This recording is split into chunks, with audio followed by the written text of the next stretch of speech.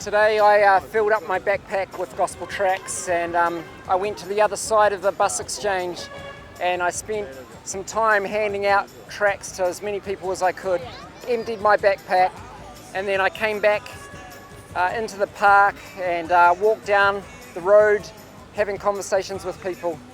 I sat down next to a guy and started a conversation with a translator, and as I was talking, another man came and stood on the road and you could tell he was intently listening. I called him over and instantly he was asking questions. He wanted to know, how do I know good from bad?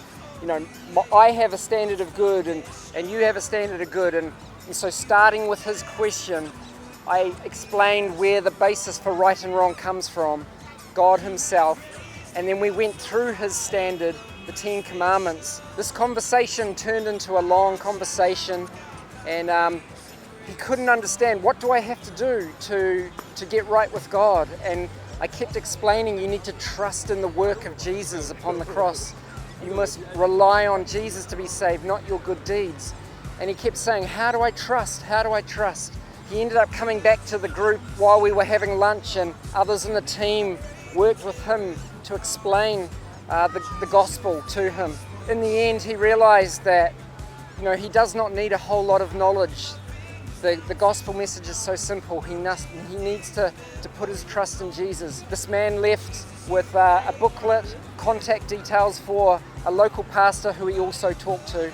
And my deep, deep prayer is that he will follow up. He will read the booklet. He will read the Bible that I put on his phone for him, and that God would reveal his amazing grace to this young man, that he would be saved for God's glory alone.